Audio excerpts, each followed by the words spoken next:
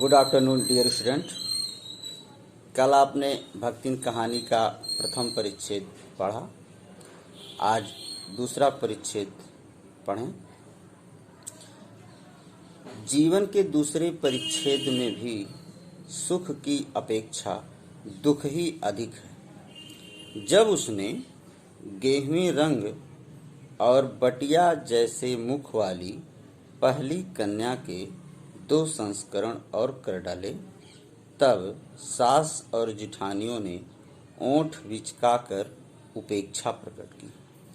उचित भी था, क्योंकि सास 3-3 कमाऊ वीरों की विधात्री बनकर मचिया के ऊपर विराजमान पुरखिन के पद पर अभिषिक्त हो चुकी थी और दोनों जिठानियां काकभुसुंडी जैसे काले लालों की क्रमबद्ध सृष्टि करके इस पद के लिए उम्मीदवार थी। छोटी बहू के लीक छोड़कर चलने के कारण उसे दंड मिलना आवश्यक हो गया। जिठानियां बैठकर लोक चर्चा करती और उनके कलूटे लड़के धूल उड़ाते। वह मट्ठा फेरती, कूटती, पीसती, रांधती और उसकी नन्ही लड़कियां गोबर उठाती, कंडे पाथती।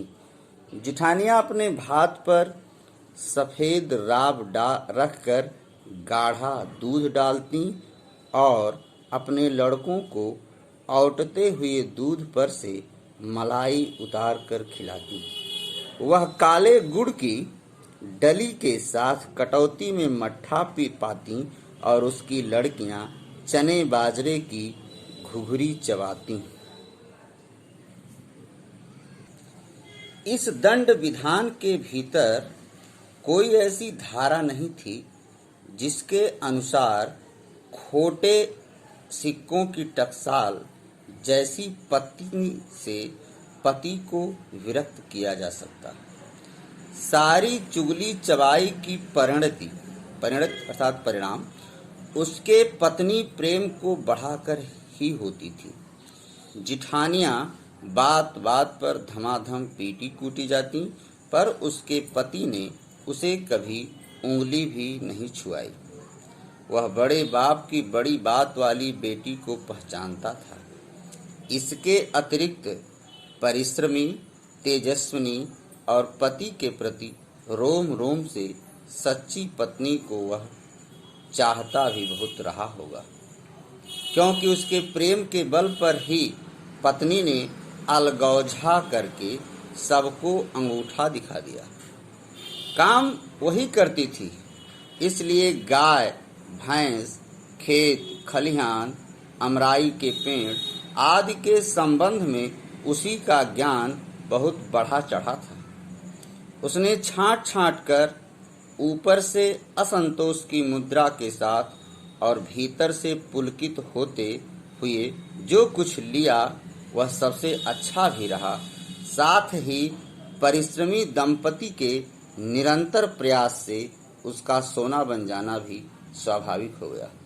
सोना बन जाना तात्पर्य यह है कि अत्यंत परिश्रम से वह जिस तरह सोना तपाने से शुद्ध हो जाता है, उसी तरह वह तप कर शुद्ध हो गई। धूमधाम से बड़ी लड़की का विवाह करने के उपरांत पति ने घरौंदे से खेलती हुई 2 कन्याओं और कच्ची गृहस्थी का भार 29 वर्ष की पत्नी पर छोड़कर संसार से विदा ली। घरौंदे से खेलने से तात्पर्य यह है कि बच्चियां जो थीं वो बहुत छोटी थी। घर में जिस तरह छोटे छोटे बच्चे खेलते हैं, उसी तरह वह भी खेल में ही व्यस्त रहने वाली बच्चियां थी। वो छोटी थी, जिन्हें छोड़कर वह परलोकवासी हो गए भक्तिन के पति। जब वह मरा तो उसकी अवस्था 36 वर्ष से कुछ ही अधिक रही होगी, पर पत्नी आज उसे बूढ़ऊ कहकर स्मरण करती। भक्तिन सोचती है कि जब वह बूढ़ी हो गई तब क्या परमात्मा के यहाँ वे भी न बुढ़ा गए होंगे, अतः उन्हें बूढ़ऊ न कहना उनका घोर अपमान है। हाँ, तो भक्तिन के हरे भरे खेत, मोटी ताजी गाय, भैंस और फलों से लदे पेड़ देखकर जेठ जिठौतों के मुंह में पानी भर आना ही स्वाभाविक था।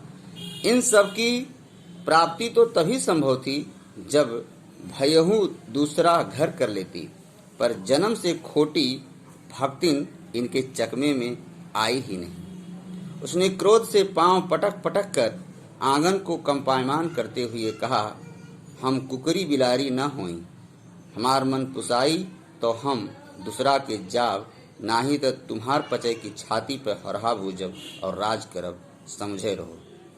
यह भक्तिन का कथन है, जिसका तात्पर्य है कि हम कुत्ता बिल्ली की यौन में पैदा नहीं हुए हैं, हम मनुष्य हैं और मनुष्य की तरह जो उसके कर्म हैं उसको हम करेंगे। आप लोग यह मत सोचिए कि मैं यहाँ से चली जाऊंगी, दूसरे स्वामी को मैं स्वीकार कर लूंगी, यह सब होने वाला नहीं है। उसने ससुर, अजिया ससुर और जानने के पीढ़ियों के ससुर गणों की उपार्जित जगह जमीन में से सुई की नोक बराबर भी देने की उदारता नहीं दिखाई। इसके अतिरिक्त गुरु से कान फूंकवा, कंठी बांध और पति के नाम पर घी से चिकने केशों को समर्पित कर अपने कभी ना टलने की घोषणा कर दी। भविष्य में भी संपत्ति सुरक्षित रखने के लिए उसने छोटी लड़कियों के हाथ पीले कर उन्हें ससुराल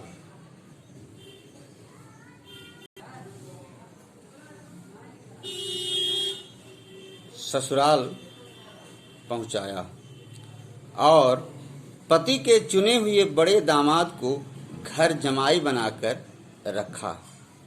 इस प्रकार भक्तिन के जीवन का दूसरा परिच्छेद भी पूर्ण हुआ, जिसमें भक्तिन के जीवन से संबंधित कठिनाइयों का यह दूसरा परिच्छेद था, जिसमें पति की मृत्यु का शोक उसे कंठी बांधने पर विवश कर दिया तथा अपने केशों को समर्पित करते हुए गुरु से दीक्षा प्राप्त कर ली।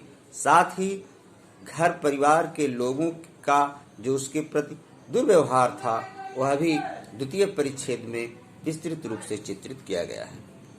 अगला तृतीय परिच्छेद कल पढ़ाएंगे। धन्यवाद।